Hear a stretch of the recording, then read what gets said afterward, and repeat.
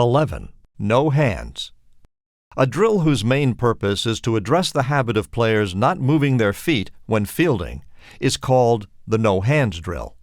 As mentioned before, young players tend to reach for the ball with their glove rather than move their feet to square up to the ball. In this drill, coaches should use soft-covered balls of all different sizes.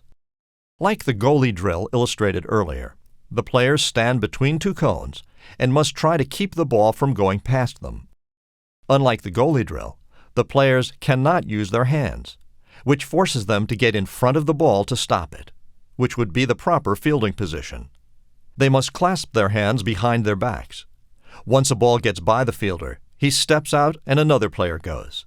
The simplest, silliest drills can be the most popular, and it's a great change of pace to have a transition from a hard drill to an easy drill. Players love the challenge in this drill, and we are also reinforcing the players moving their feet toward the direction of where the ball is going. 12. No glove drill. Players will form habits the way they practice, be it the correct or incorrect way. A great drill for youth players is the no glove drill. Players leave their gloves aside and will form a line, either at third base or shortstop. Using soft-covered balls, the coach will throw grounders to each player in line. The player will field the baseball and throw the ball to first base. He will then go to the end of the line. This drill reinforces to the players to move laterally toward the ball instead of reaching. Again, players should try to field the baseball in the center of their body. This drill also forces players to field the baseball with two hands.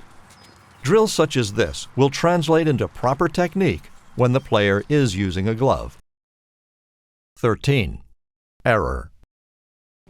Players line up at the shortstop area. A coach hits hard ground balls or line drives to each player in line. If the fielder cannot field the ball cleanly, then he loses the game and must sit out until the next round. The last player to make an error wins the game. Coaches must be creative to get his players comfortable fielding. Competitive games like these are great ways to not only teach proper fielding mechanics, but to also help players stay loose and relaxed in games. Coaches should hit ground balls hard or soft, depending upon the age and skill level of the players involved. 14. Catch and run. This is a great drill that allows for a lot of repetitions of ground balls and fly balls in a short period of time and in a confined area. Here the players form a line by third base. The coach stands by home plate with a bucket of balls.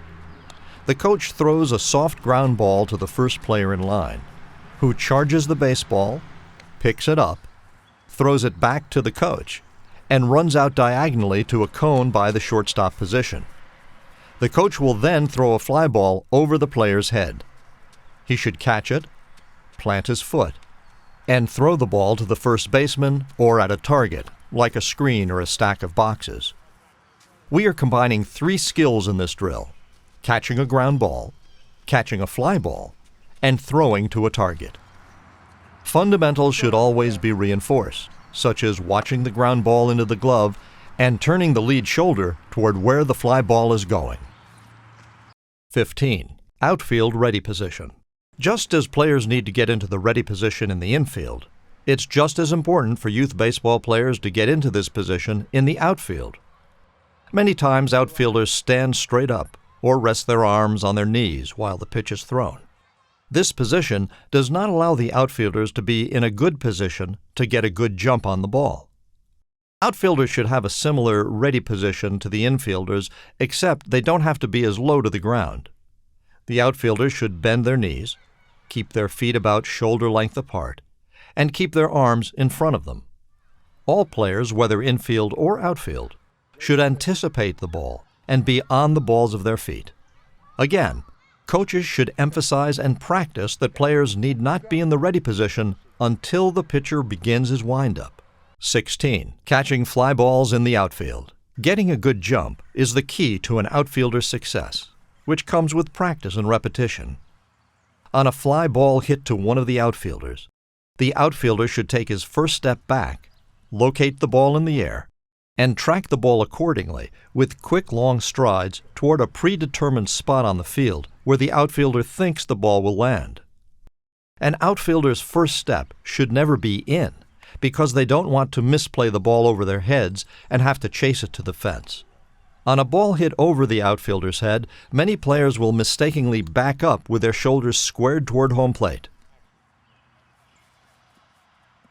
Backing up on the ball the wrong way limits the speed of the outfielder and forces bad footwork. Players need to turn their shoulder to where the ball is going and run to it with a purpose. Remember, when catching a baseball on the run, the player should know that he does not have to catch the ball with two hands.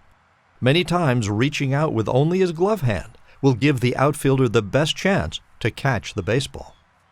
Fielders should turn to the side the ball was hit and have the front shoulder lead them toward the ball. If the outfielder turns the wrong way, they may lose sight of the ball, track the ball incorrectly, and turn themselves around with improper footwork while trying to readjust. It is always best for fielders to settle under the ball. However, if it is hit too hard, they must catch it while tracking it on the run. 17. Lead drill. An excellent drill that gets players used to running with their lead shoulder is the lead drill. Players line up next to a coach in the outfield. On the go command, the first player in line runs out as the coach leads him with a fly ball pass, much like how a quarterback leads his receiver in football. After catching the ball, the player returns to the end of the line, dropping his ball in a bucket by the coach. When catching the ball, the player must continuously look over their shoulder to track the ball. Making an over-the-shoulder catch with either one or two hands is preferable. Players should refrain from making basket catches. Once players become somewhat proficient with this drill, the coach can throw the ball farther and to different locations in the field. Players must be comfortable making catches with their backs or shoulders to the field. Very rarely will a ball be hit right at a fielder. Again, outfielders should be comfortable catching while on the run. 18. Outfielders charging ground ball. Like in the infield, outfielders don't want to let the ball play them. They must be aggressive to the ball, which means on ground balls hit to the outfielders have to charge the ball and quickly get into a throwing position to prevent the other team from taking extra bases. Many times in youth baseball, outfielders wait for the ball to stop rolling before picking it up. This is wrong for every level of baseball. Coaches should teach their players to charge the oncoming ball with their glove close to the ground, ready to scoop. Then they must transition quickly into a throwing position, knowing where the base runners are and who is taking the cutoff. Outfielders must be careful not to overrun the ball. They must not lift their head until the ball is all the way in the glove. 19. Charging a stationary ball. Sometimes, no matter how hard the outfielder charges a ground ball, he cannot get to it before it stops rolling. In these cases, the outfielder can pick it up with his bare hand. This will help the outfielder get the ball back into the infield as quickly as possible. Again, outfielders have to be careful not to overrun the ball. Also, players should not pick up the ball flat-footed. He should be ready to throw the ball to the necessary base. The fielder should try to pick up the ball with a grip that allows him to get off an accurate throw. If the fielder has to change the grip after he picks up the ball, he may allow runners to take extra bases.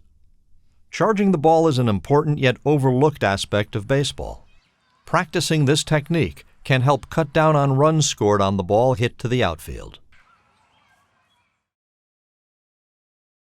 20. Outfielder cutting off baseball. Many times in youth baseball, the ball gets by the outfielder, and the hitter will end up getting a double or even a triple instead of being held to a single. Players need to learn the concept of taking the proper angle of pursuit to cut off the ball. Like a receiver in football, the outfielder should anticipate and run to where the ball is going, not where it is. The youth player who is not experienced will tend to run at the ball instead of running to where the ball is going to be. If a player runs right at the ball, he may not get to it in time, and the ball will roll right past him and all the way to the wall.